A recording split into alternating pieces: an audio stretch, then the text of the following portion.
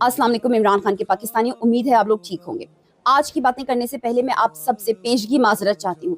वो इसलिए क्योंकि मेरी बातें सुन के आप लोगों का दिल बहुत दुखेगा। ये बातें करने से पहले मेरा भी दिल बहुत दुख रहा है, लेकिन ये हकीकत है, जानते हम सब हैं, लेकिन बोलना कोई नहीं चाहता।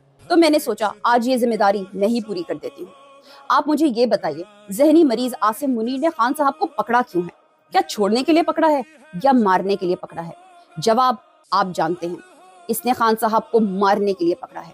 अल्लाह खान साहब की बहुत लंबी उम्र करे, लेकिन जस्ट फॉर अ सेकंड, थोड़ी सी देर के लिए जरा सोचें, इमेजिन करें, अगर खान साहब को ये मार डालता है, अपने मंसूबे में कामयाब हो जाता है, तो आप में से कौन है वो लोग जो खान साहब का जनाजा अटेंड करने के बाद इश्क इमरान में पागल होके, दीवाने होकर घरों से बाहर निकलेंगे, मुल्क में आग लगा देंगे, सूबे बंद कर देंगे, बल्कि पूरा मुल्क बंद कर देंगे, इनके घरों में घुस के इनको फेंटी लगाएंगे, आर्टिकल 6 के तहत इनको उल्टा चौक पे लटका देंगे?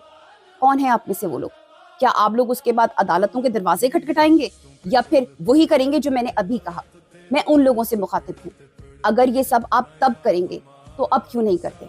अभी खान साहब जिंदा हैं, खान साहब को आप बाहर निकाल सकते हैं, तो इश्क इमरान में पागल होने का वक्त अब है, राइट नाउ, बाद में नहीं।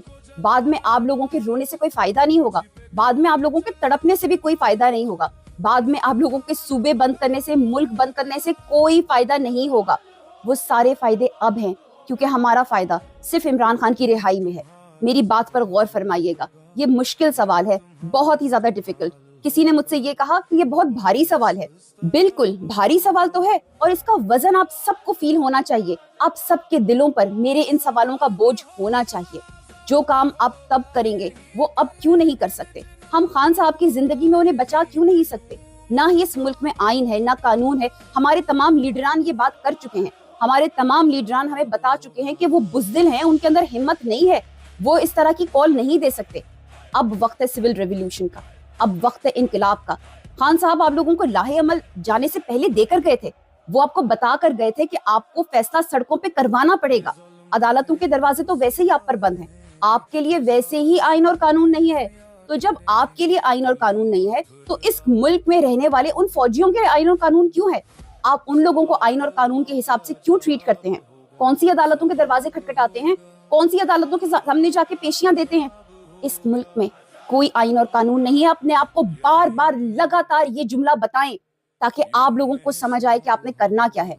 मेरे सवाल का बोझ बहुत भारी है, आपको ये बोझ उठाना पड़ेगा, और आपको ये सवाल न सिर्फ अपने आप से बल्कि पीटीआई की इस बुज़दिल क़यादत से भी करना पड़ेगा।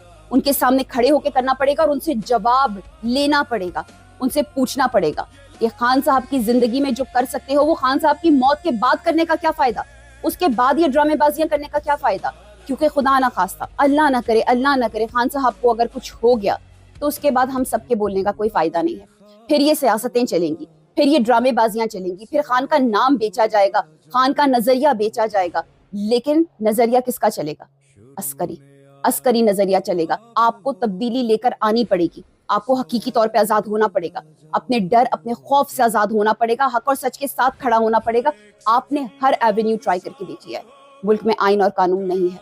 खान साहब की जिंदगी बचानी है, उनको ऑलरेडी बहुत टॉर्चर किया जा रहा है, जहनी अजियत दी जा रही है। वो कभी भी नहीं कहेंगे कि आओ आके मुझे बचाओ, निकालो मुझे, लेकिन ये आपका फर्ज है, ये हम सबका फर्ज है, हमें अपना फर्ज निभाना है, वरना मेरे सवाल का ये बोझ सारी जिंदगी आप लोग उठाते फिरेंगे, लेकिन कोई फायदा नहीं होगा। With that, I'm gonna go now. Take care. Allah Hafiz and Fi Amanillah.